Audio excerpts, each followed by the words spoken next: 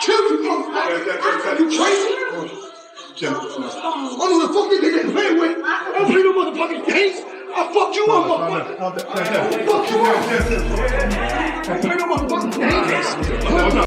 The final press conference for Gervonta Davis vs. Lamont Roach was supposed to be a normal pre-fight event with face-offs, trash talk, and some last-minute hype building, but what went down was total chaos. The energy in the room changed the moment Floyd Mayweather stormed in, turning everything into an all-out war. No one expected Floyd to show up, but when he did, things got ugly fast. Floyd has made it very clear he does not respect Tank's choice to fight Lamont Roach. The moment the fight was revealed, he called it a joke. He openly trashed the matchup, saying Tank should be fighting Shocker Stevenson, Devin Haney, or even Teofimo Lopez. He thinks Tank is wasting his final years in boxing fighting someone who isn't on his level. But Floyd's problems with Tank go way deeper than just his opponent choices. Recently, Tank has been taking shots at Floyd's personal life, the drama surrounding Floyd's arrest in Dubai, his legal problems, and his declining image have made him more aggressive than ever. He's been striking out at anyone who disrespects him, and when Tank started throwing shade, Floyd wasn't having it. So when Floyd stormed into the press meeting, he didn't come to just talk. He came to send a message. Floyd made his way toward the stage, completely ignoring Lamont Roach, and went right at Tank. And then all hell broke loose.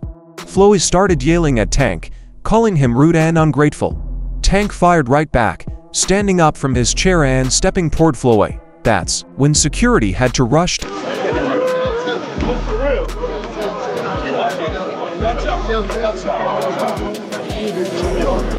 Meanwhile, Lamont Roach was just standing there watching it all go down. This was meant to be his moment, but all the attention was on the ongoing war between Floyd and Tank. For years, the friendship between Floyd Mayweather and Gervonta Davis has been one of the most toxic in boxing. When Floyd left Barbarian, it's good for them to do it and become their own boss. And then if another guy does it, it's not good for the sport. He's disloyal.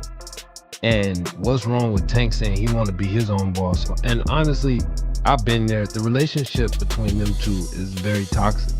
It's a toxic relationship. It's up and down and up and down. And I'm not going to elaborate to everything that I know, but it's a very toxic relationship. And that's why when I tweet stuff, I don't tweet often, but when I tweet, I may fire off 50 tweets in the day. And that's why when I tweeted certain things about the relationship, Tank retweeted it because he knows. Like, I'm not just gonna say what it is. It's a very toxic relationship. It's back and forth. And I think it would serve him best to go and be his own boss. What started as a guide-protege dynamic quickly turned into a rivalry. Floyd took Tank under his whip, built him into a star, and gave him a stage under Mayweather Promotions. But as soon as Tank realized Floyd was controlling his career too much, he wanted out. Set you off and you was like, I gotta do that. A lot of people don't know that what Floyd do. He said. So you feel like it was a sub, like he was subbing you, like, oh, like he was going at me. He was going at me, and I knew for sure he was going at me. That's why I went at him. There's no reason for me to go at Floyd. Yeah, that's what I was thinking. Cause it's weird. I feel like y'all got, I would say love and hate, but it's been like the last interview you showed them love. This week it was whatever. But is that sometimes like, you know, is it just like big bro, little bro seeing things different, or what is it to you? No, Floyd don't never. He felt as though I'm at that point where as though I passed him. And I'm doing it at a young age. Wait, like when Floyd was 29.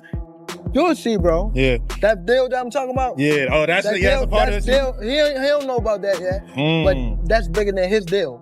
Damn. Wow. And I'm just releasing it. This is exclusive. That's exclusive. Bigger than Floyd deal? Yeah. Tank no cap, nigga. That's a lot of bread. You'll see. It's gonna come out. That's when the real drama started. Tank left Mayweather Promotions, made it clear he didn't need Floyd anymore, and ever since then they've been at each other's throats. Has the time come, gotta ask you this, has the time come for Tank Davis to take control of his own career and leave Mayweather Promotions? It don't necessarily have to be leave Mayweather Promotions. It's about this. Becoming that man, handle your own, responsibility, your own priority. So I feel as though it's my career, so I feel as though I need to be the one to control my career. You know what I mean? So And it's time. You know what I mean? Everybody don't need to, have them training wheels on them forever. You know what I mean? Time to, ride their own bike without. Floyd has constantly downplayed Tank's success, acting like he's still responsible for everything Tank has accomplished. Tank, on the other hand, refuses to give Floyd any credit, not to mention things further gots are between Tank and Floyd. When rumors started flying about Tank's secret affair with Floyd's daughter, Tank finally broke his silence on what happened. Do you think Floyd did that intentionally? Yeah, for sure. Yeah. Why? After so much time, after I guess, again, after what we think he helped you come to the game, he gave you the spotlight, why would he try to diminish your career? Because at that time I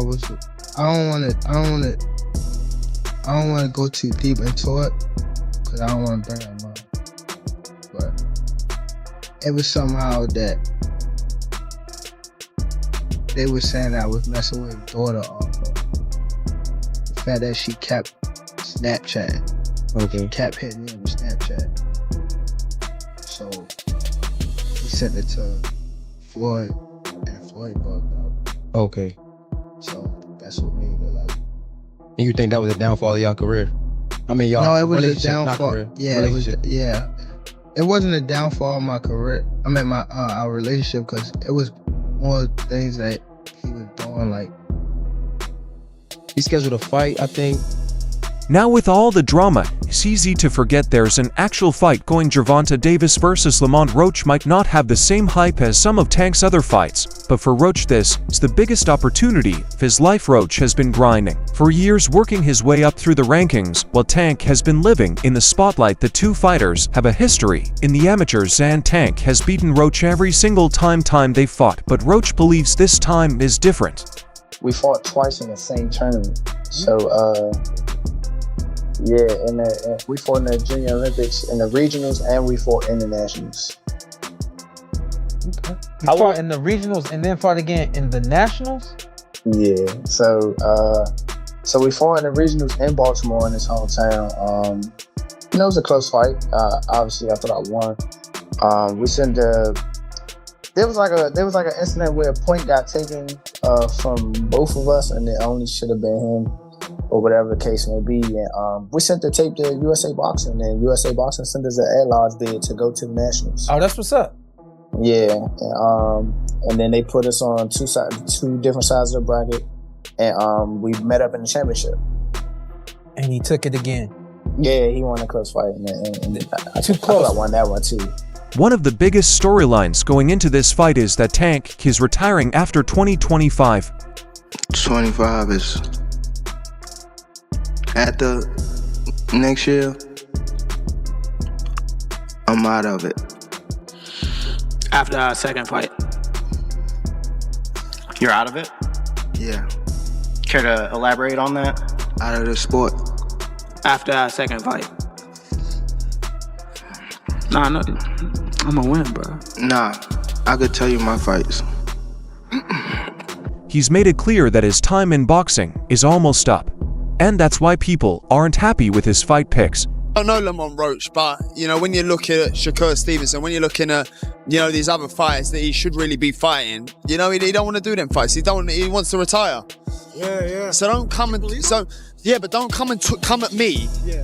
And go, oh yeah, let's give it all, very big bollocks, and go, oh yeah, let's give him some stick, and then make out like we want the fight, and then we send an offer over, and then you fight for 15 million, and yet you fight Lamont Roach.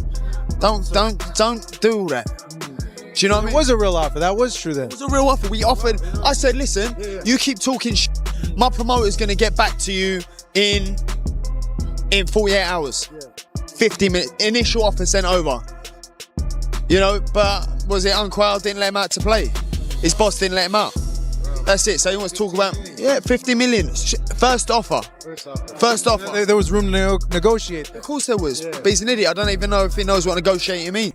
This is meant to be the final stretch of his career, and instead of facing top-tier opponents like Shakur Stevenson or Devin Haney, he's fighting Roach, a guy he's already beaten multiple times.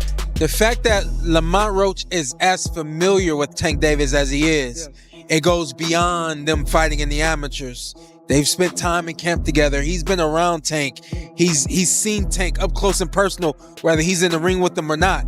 That matters. When you know a guy's rhythm, when you know their speed, when you know what they're thinking, that changes everything, you know? Saying all this to say that because I know we got a lot of people. It don't matter. When he get hit, he going to sleep. Just wait for it. This might be a fight until he gets hit.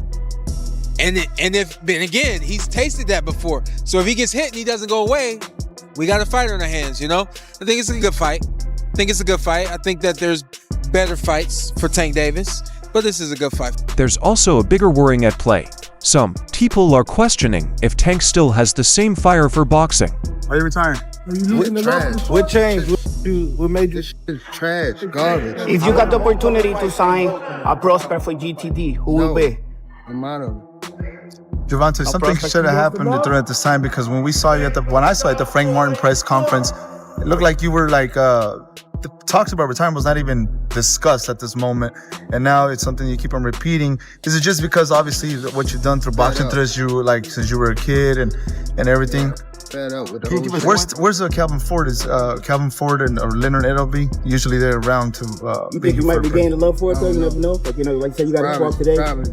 He's called the sport boring, and there are reports that he's not in the same fighter's mindset anymore. If that's true, it could leave the door open for a huge upset. That's why I don't want to box no more. I want to do therapy, right? But I feel as though if I do therapy, it will lose the fire that I have inside me. I want everything out of me, West, though. I don't never think about fighting again. I don't think about even getting angry, you know what I mean? Because I have two daughters. I'm wanting to be much softer, you know what I mean? Be more humble and things like that. On the other side, Roach is more driven than ever. Just overall being something that he's not been in the ring with. I'm the total package, and honestly, sometimes I think he doubts himself. But I'm a competitor, and I feel like I'm the best. So I'm a show up. When he talks about you not bringing your family, what goes through your mind when you hear him say that? I ain't worried about it. No one is taking him seriously, and that disrespect is driving him.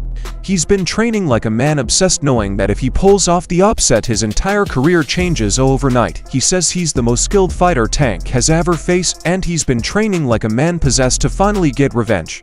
Why was it so easy when he fought Frank Martin? Frank Martin was inexperienced and nervous. You know, it is what it is. It's going to be a different fight when I'm in there. He's going to be a different fighter when he's fighting me. Hey, what's your game plan for the fight? Whoop his ass. I'm always looking for a knockout. No matter what, I'm always prepared for 12 rounds. But I'm always looking for a knockout, and if I get the chance, I'm going to try to knock his head off. But the truth is, most pros aren't giving him much of a shot. No, I think Lamont Roach is a terrific fighter. He might be a little over his head with Gervonta Davis. Gervonta Davis is, to say the least, he's a beast. He really is.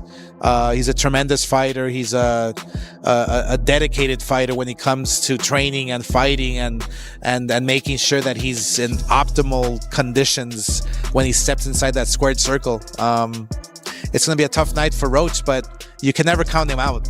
You know, watching him fight up close and personal, he's sneaky good, which means he can catch you at any time. He can land combinations sometimes at will without you even knowing it. You know, he's that sneaky. So yeah, it's going to be very interesting. But obviously Gervonta Davis has the experience. He has the knowledge. He has that mean streak in him that will take you out with any punch. Guys like Mike Tyson, Floyd Mayweather, and Oscar de la Hoya have already written him off. They believe Tank is just too powerful, too explosive, and too experienced. But then there's Keyshawn Davis, who's actually giving Roach some credit. He thinks Roach's skills are underrated, and that this could be a much tougher fight for Tank than people think. Still, most fans believe history will repeat itself. Tank has already crushed Roach in the past, and many see this fight as a mismatch. Lamont and Tank have history. What can you tell us about their history and how that's going to play into the fight come fight night? They got amateur history. They fought maybe 2 or 3 times. Tank being the winner. They sparred a few times. Tank got the best of the sparring. They just bigger and stronger now, you know? Older.